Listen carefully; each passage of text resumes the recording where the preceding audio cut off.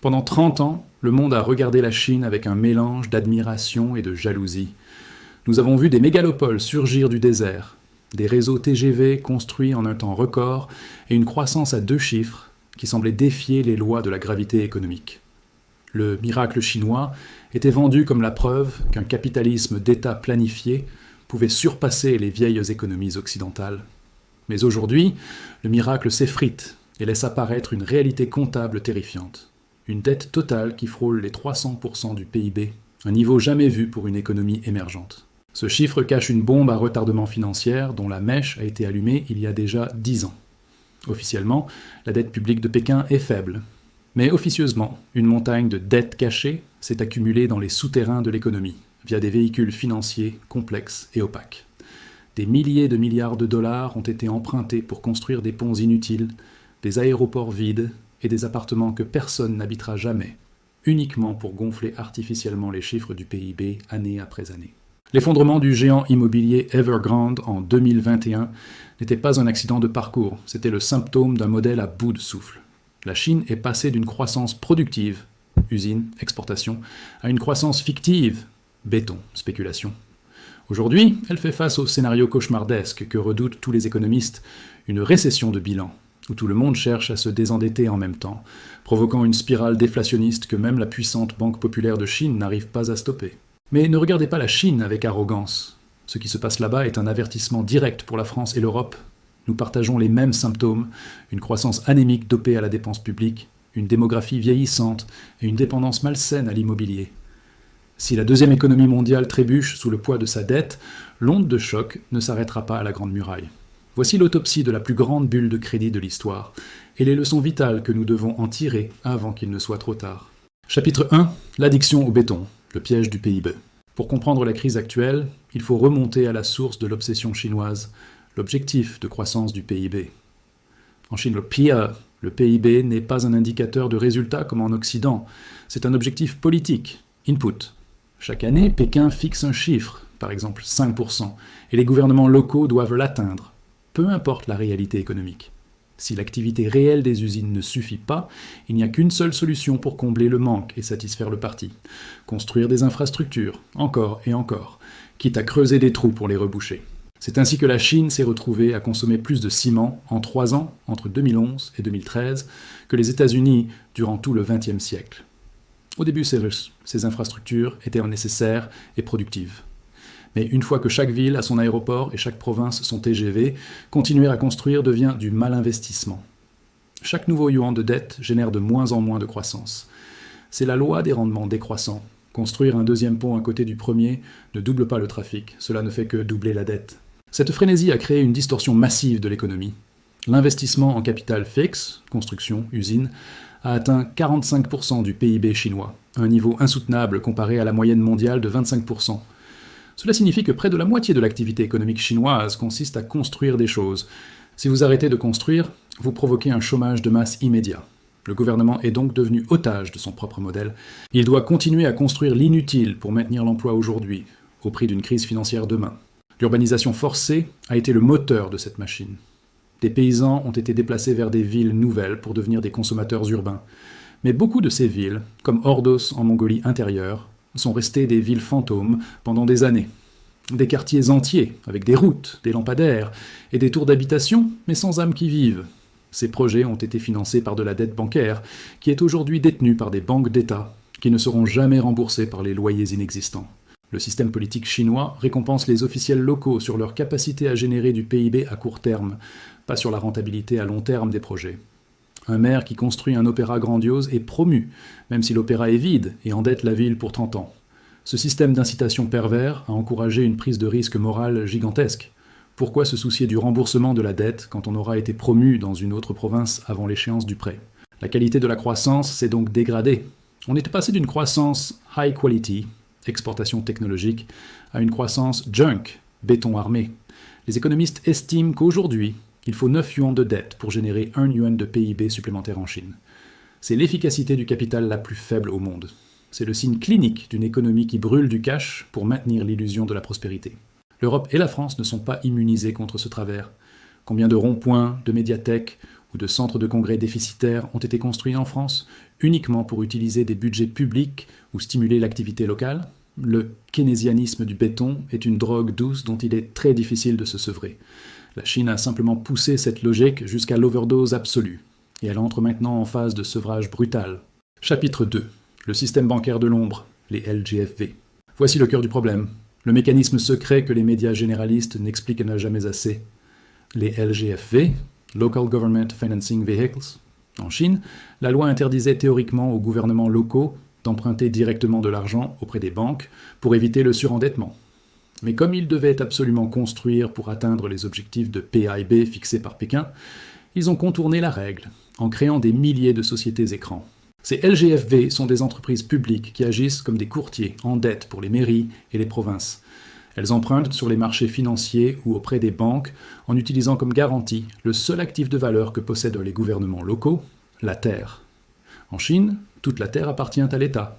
Les LGFV hypothèquent des terrains vagues à des prix exorbitants pour obtenir des prêts, puis utilisent cet argent pour financer les infrastructures. C'est ce qu'on appelle le shadow banking, système bancaire de l'ombre. Une grande partie de cette dette n'apparaît pas dans les comptes officiels de la ville ou de la province. C'est de la dette hors bilan. Le FMI estime que cette dette cachée atteint aujourd'hui plus de 9 000 milliards de dollars, soit la moitié du PIB chinois. C'est une montagne de dettes invisible qui soutient tout le système, mais qui repose sur une prémisse fragile, que le prix de la terre continue de monter éternellement. Tant que le marché immobilier montait, le système fonctionnait à merveille. Les LGFV vendaient des terrains à des promoteurs comme Evergrande à des prix records, remboursaient les intérêts des prêts précédents et en contractèrent de nouveaux. C'était une pyramide de Ponzi légale basée sur la valorisation foncière. Les banques prêtèrent les yeux fermés, persuadées que le gouvernement central, Papa Pékin, viendrait toujours renflouer un LGFV en difficulté, implicit guarantee. Mais ce système a créé une corruption endémique et une allocation du capital désastreuse. Les LGFV n'ont pas de contraintes de rentabilité réelle. Ils ont financé des projets absurdes qui ne génèrent aucun cash flow pour rembourser la dette. Parcs à thème, musées géants, routes désertes. Aujourd'hui, avec la crise immobilière, les promoteurs n'achètent plus de terrain. Les revenus des LGFV se sont effondrés, mais la dette, elle, est toujours là, et les intérêts courent. Le risque était maintenant systémique. Si les LGFV font défaut, ils entraînent avec eux les banques régionales chinoises qui détiennent leurs obligations. C'est pourquoi Pékin est terrifié. Ils ne peuvent pas laisser les LGFV faire faillite, car cela détruirait le système bancaire, mais ils ne peuvent pas non plus les renflouer indéfiniment sans faire exploser la dette nationale et dévaluer le yuan. Ils sont coincés entre l'inflation et la faillite bancaire. C'est une leçon cruciale sur la transparence financière. En Europe, nous avons aussi nos mécanismes de déconsolidation, partenariats public-privé, structures ad hoc, pour masquer la dette réelle. La crise des LGFV nous rappelle que la dette finit toujours par remonter à la surface. On peut cacher la poussière sous le tapis pendant 10 ans, mais quand le tapis devient une montagne, on finit par trébucher dessus. La comptabilité créative ne crée pas de richesse, elle ne fait que différer la douleur. Chapitre 3. La bulle immobilière, la richesse illusoire. L'immobilier est la religion économique de la Chine moderne. Pour un ménage chinois moyen, 70% de son patrimoine est stocké dans la pierre. La bourse est considérée comme un casino truqué, et les taux d'épargne bancaire sont faibles. L'appartement est donc le seul véhicule d'épargne fiable, la dot pour le mariage du fils et l'assurance retraite des parents. Cette croyance culturelle a gonflé la plus grande bulle d'actifs de l'histoire de l'humanité. Le secteur immobilier et ses industries connexes représentent environ 30% du PIB chinois. C'est gigantesque. En Espagne, avant la crise de 2008, c'était environ 15%. Les promoteurs comme Evergrande ou Country Garden sont devenus des monstres systémiques, prévendant des millions d'appartements sur plan avant même d'avoir posé la première brique. Les acheteurs payaient cash des années à l'avance, finançant ainsi la construction des projets précédents. Mais en août 2020, Pékin a décidé de siffler la fin de la récréation avec la politique des 3 lignes rouges. L'objectif était sain, limiter l'endettement des promoteurs pour dégonfler la bulle en douceur. Le résultat a été catastrophique. Coupés du crédit bancaire, les promoteurs se sont retrouvés en crise de liquidité immédiate. Ils n'ont plus pu finir les chantiers. Evergrande a fait défaut sur sa dette internationale, déclenchant une onde de choc mondial. La crise de confiance a été foudroyante. Les citoyens chinois ont vu des chantiers à l'arrêt, des grues immobiles, et ont compris que leurs appartements prépayés ne seraient peut-être jamais livrés. Ils ont arrêté d'acheter. Les ventes de logements neufs ont chuté de 40 à 50%. C'est un bank run, panique bancaire, mais sur le marché immobilier. Personne ne veut acheter un actif dont la valeur baisse et dont la livraison est incertaine. Les conséquences sociales sont explosives. Des millions de familles voient l'épargne d'une vie s'évaporer. Le contrat social chinois reposait sur la promesse que le parti garantirait l'enrichissement continu.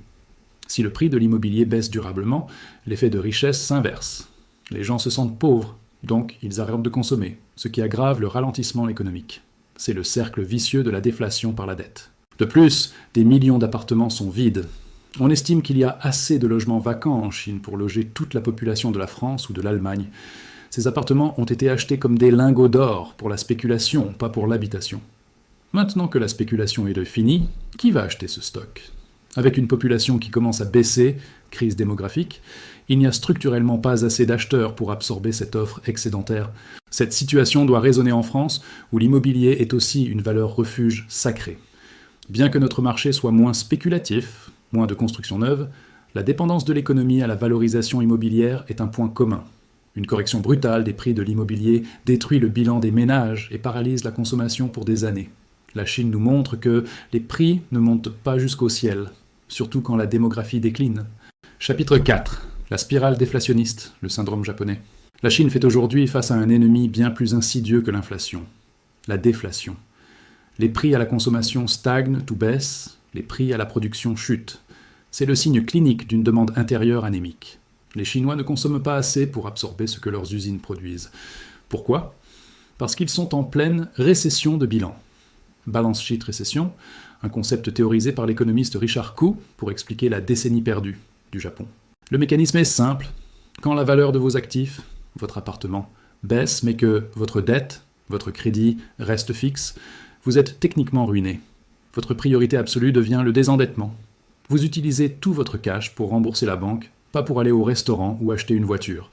Quand tout le pays fait ça en même temps, ménages et entreprises, l'économie s'arrête, même si les taux d'intérêt sont à zéro. La politique monétaire devient impuissante.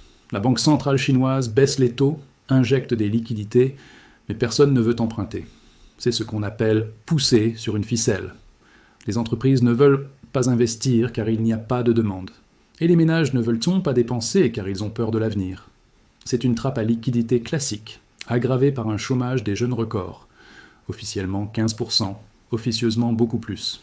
Cette déflation chinoise a un impact mondial. La Chine tente d'exporter sa surproduction pour compenser la faiblesse de son marché intérieur.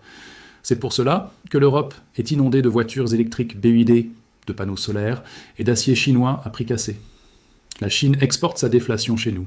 C'est bon pour le pouvoir d'achat du consommateur occidental à court terme, mais destructeur pour nos industries locales à long terme. Le parallèle avec le Japon des années 1990 est frappant.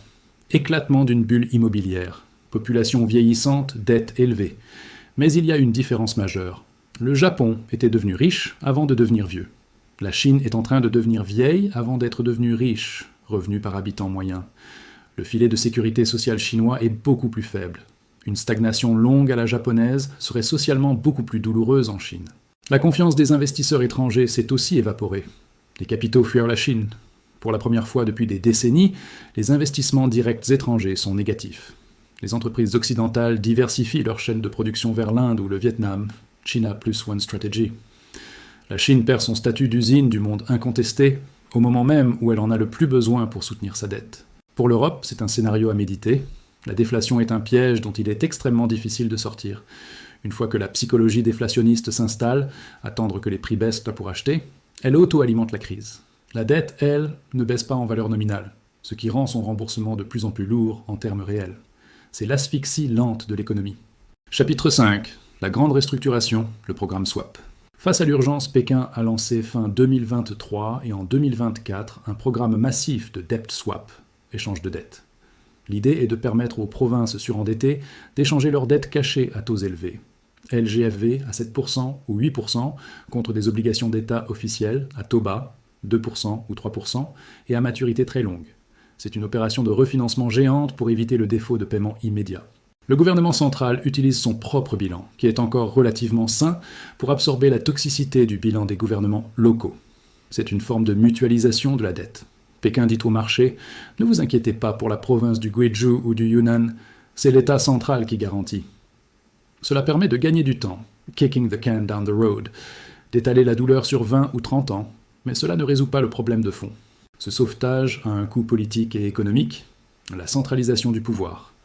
En échange de l'aide, Pékin reprend le contrôle total des finances locales. C'est la fin de l'autonomie économique des provinces. Mais surtout, cela transforme la dette risquée en dette souveraine sans risque. Le danger est la zombification de l'économie, maintenir en vie des structures inefficaces, les LGFV et les entreprises d'État, juste pour éviter le chômage, au lieu de laisser la destruction créatrice du capitalisme faire son œuvre. Pourquoi la Chine ne fait-elle pas simplement imprimer de l'argent massivement comme les États-Unis en 2008 ou 2020 ? Parce qu'elle a peur pour sa monnaie. Si la Banque populaire de Chine inonde le marché de yuans pour effacer la dette, le yuan s'effondrera face au dollar. Les capitaux des riches chinois fuiront le pays encore plus vite. La Chine veut maintenir un taux de change stable pour internationaliser sa monnaie et défier le dollar.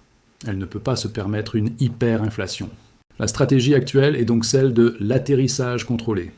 Accepter une croissance beaucoup plus faible, 3% ou 4%, peut-être 2% bientôt, pendant une décennie pour purger les excès.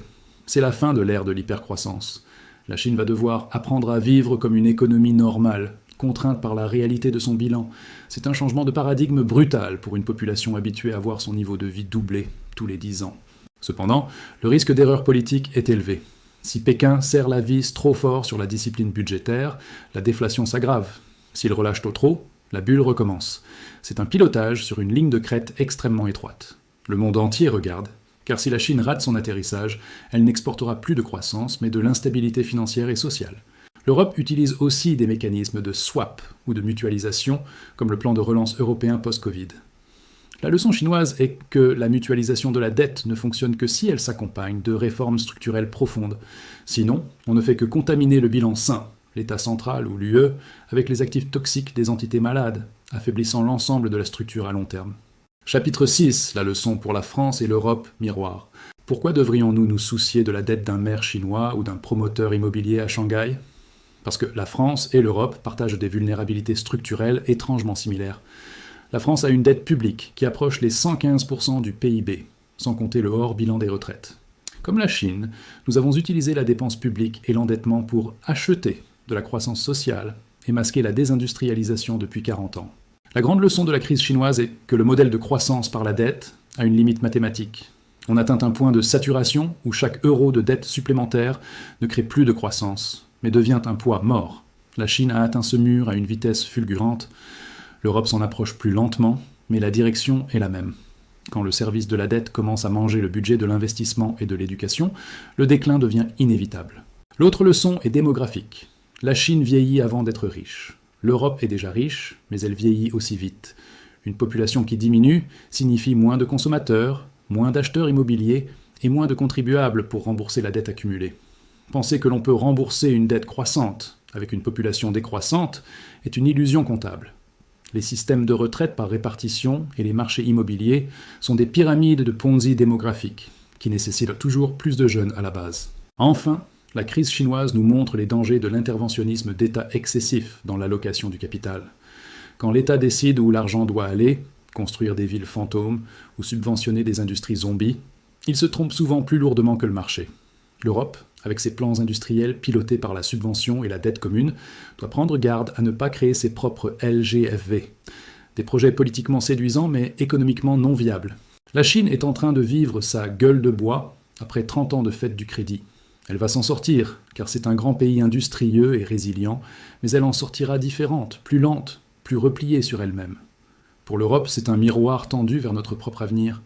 Si nous ne traitons pas notre addiction à la dette publique et notre problème de productivité, nous risquons de subir le même sort, une stagnation longue, une dévalorisation de nos actifs et une perte d'influence mondiale. La question n'est pas de savoir si la bulle éclate, mais comment on gère les débris.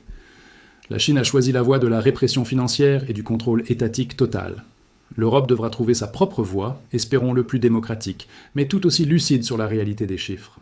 Car à la fin, comme on le voit à Shanghai ou à Ordos, la réalité comptable gagne toujours sur la volonté politique. Le miracle chinois n'était pas de la magie, c'était du crédit. Et comme tout crédit, il arrive un jour où l'échéance tombe. La Chine à 300% de dette n'est pas seulement une statistique lointaine, c'est la fin d'une époque économique mondiale, celle de la croissance facile et bon marché.